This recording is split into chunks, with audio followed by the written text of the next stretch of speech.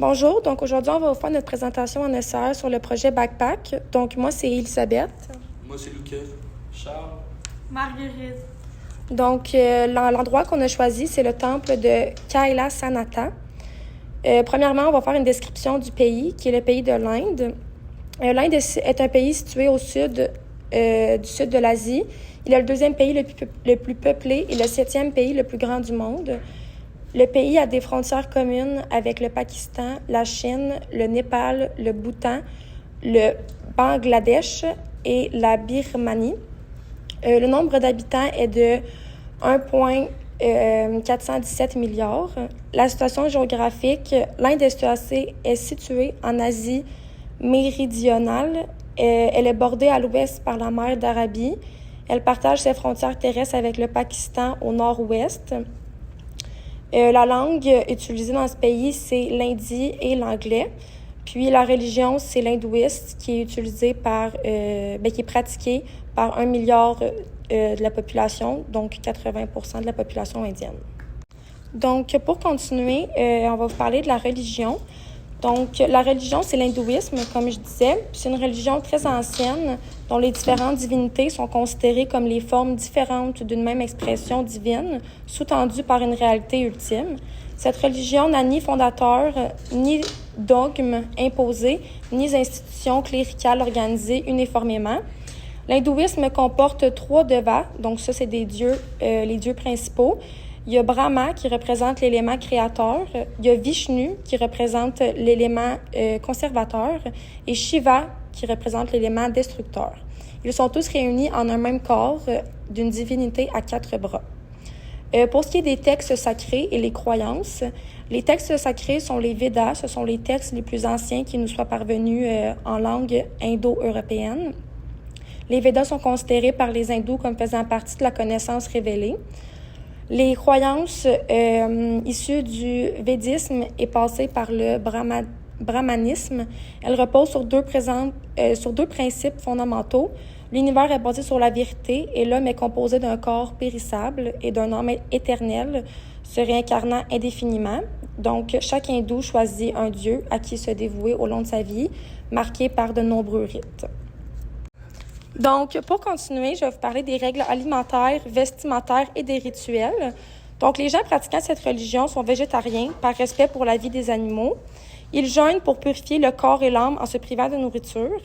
Les tenues portées par les brahmanes sont souvent habillées en blanc, mais ils peuvent être également torse nu.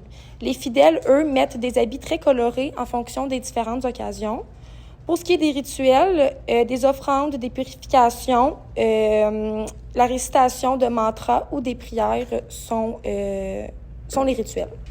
Donc ensuite, je vais vous présenter le symbole qui se prénomme Om.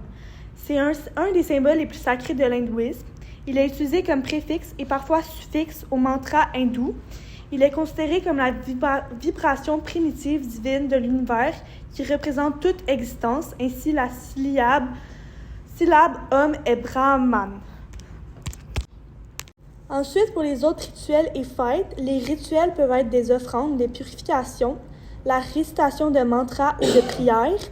Puis les hindous pratiquants effectuent des rituels tous les jours, au lever et au coucher du soleil, souvent devant un autel qui comprend une bougie et des offrandes devant les images des déités.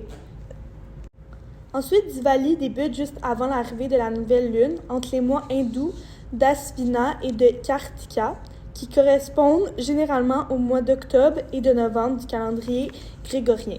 Maintenant, on va vous parler de l'endroit qu'on a choisi, qui est le temple. Un ensemble de constructions sur plus de 2 km² creusées dans la paroi d'une autre falaise en bas.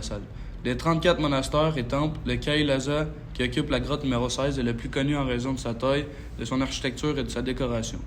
Il a été construit par l'excavation et le creusement de la falaise. C'est un exemple significatif d'architecture monolithe. Le temple rappelle le mont Kailash, demeure du dieu Shiva. On estime qu'environ 400 000 tonnes de roches ont été dégagées sur une centaine d'années pour construire cette structure monolithique. Alors là, je vais vous parler de son intérêt. Dans le fond, dans la grotte, on y trouve aussi une grande sculpture du démon Ravana essayant de soulever le mont Kailash, demeure de Shiva, ayant inspiré le temple. C'est une œuvre majeure de l'art indien. Pour continuer, les intérêts du temple, Deuxièmement, la sculpture. Toutes les sculptures sont faites sur plus d'un niveau. Une passerelle à 2 étages s'ouvre pour révéler une cour en forme de U. Troisièmement, l'arcade. La cour est bordée par une arcade à colonnes sur 3 étages. Les arcades sont ponctuées par d'immenses panneaux sculptés et des acloves contenant des grandes sculptures d'un grand nombre de divinités. Voici d'autres lieux intéressants à visiter en Inde. Le Ladakh, l'Himalaya indien. Terre d'extrême et de contraste, le Ladakh est niché dans la haute vallée de l'Hindu, protégé par la chaîne himalayenne. Le grand pays, épargné par la mousson, est étonnamment aride.